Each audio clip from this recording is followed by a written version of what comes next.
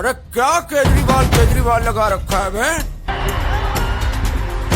ये है युद्ध अन्याय के विरुद्ध। दिल्ली की राजनीति में इस बार का चुनाव बेहद रोमांचक मोड़ पर है। एग्जिट पोल जो इशारे दे रहे हैं उनसे स्पष्ट बहुमत किसी को मिलता नहीं दिख रहा। ऐसे में असली नतीजे आने तक सियासी हलचल तेज रहेगी। खास बात यह है कि सट्टा बाजार में इस बार कांग्रेस के दिग्गज नेता राहुल गांधी और प्रियंका गांधी की चर्चा जोरों पर है। आइए जानते हैं दिल्ली में किसकी सरकार बनने जा रही है और कौन बैठेगा विपक्ष में। एक पुरानी कहावत है, हाथी कितना भी कमजोर हो जाए गधे से भारी ही रहेगा। यही बात दिल्ली की मौजूदा राजनीति पर भी लागू होती है।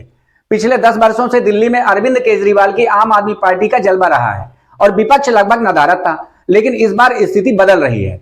जिस तरह केंद्र की राजनीति में 10 साल बाद राहुल गांधी विपक्ष के मजबूत नेता बनकर उभरे हैं, उसी तरह दिल्ली में भी कांग्रेस को फिर से विपक्ष की अहम भूमिका निभाने का मौका मिल सकता है। लेकिन टेलीविजन चैनलों पर दिखाए जा रहे आंकड़े और सच्चाई के बीच बड़ा फर्क नजर आ रहा है। सट्टा बाजार की माने तो दिल्ली में कांग्रेस, आम आदमी पार्टी और बीजेपी तीनों को लगभग बराबर सीटें मिलती दिख रही हैं।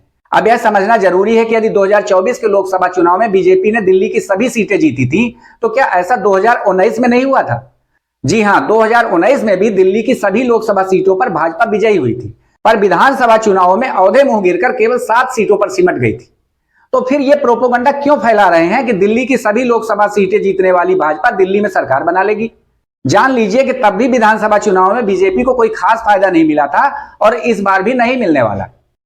यही कारण है कि कुछ मीडिया चैनल जो बीजेपी को बढ़त दिखा रहे हैं, वे 8 तारीख को मुंह छिपाते नजर आएंगे।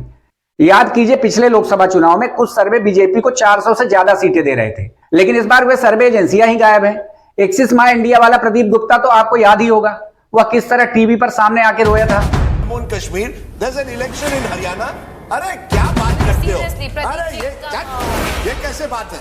अरे आप और no towards the reason, towards the no towards the reason, towards the no towards the reason, towards the Mahakumbh में अमृत की खोज में जुटी बीजेपी दिल्ली चुनाव में यमुना का विष तलाशती रही, लेकिन न अमृत हाथ लगा न विष। सरकार ने जहर मिला है। कालका वालों, आपके घर में किसी के भी घर में पानी से जहर वाला पानी आया है क्या?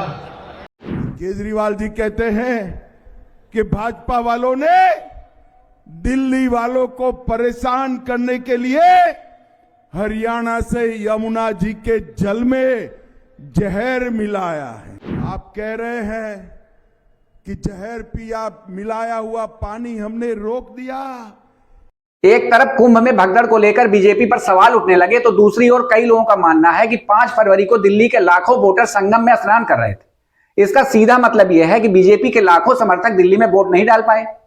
ऐसे में यह मान लेना कि बीजेपी दिल्ली में प्रचंड बहुमत से जीतेगी तो शायद ये जल्दबाजी होगी। सट्टा बाजार में राहुल गांधी की चर्चा इसलिए जोरों पर है क्योंकि अगर बीजेपी की सीटें बढ़ती हैं तो कांग्रेस की भी बढ़ेंगी।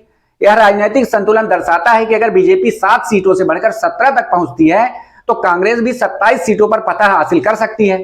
इस स्थिति से साफ संकेत मिलते हैं कि दिल्ली में सरकार बनाने के लिए राहुल गांधी के समर्थन की जरूरत होगी। कांग्रेस और आम आदमी पार्टी के बीच गठबंधन पहले भी रह चुका है, इसलिए उनके फिर से साथ आने की संभावना से इनकार नहीं किया जा सकता। कुल मिलाकर दिल्ली की राजनीति में बीजेपी सत्ता से दूर नजर आ रही है, लेकिन असली खेल 8 तारीख को नतीजों के बाद ही साफ होगा। तब तक किसी भी एग्जिट पोल या मीडिया के प्रोपोगंडा के बहकावे में आने से बचें और सही आंकड़ों का इंतजार करें। अब आप अनुमान लगाइए कि दिल्ली में किसे कितने सीटें मिलेंगी और अपना अनुमान कमेंट बॉक्स में लिखिए। सही अनुमान लगाने वाले मित्र का नाम अगले वीडियो में जरूर लूंगा। साथ ही हमारे चैनल को सब्सक्राइब कीजिए ताकि हमारे नए अपडेट्स आप तक पहुंचते रहें। नमस्कार।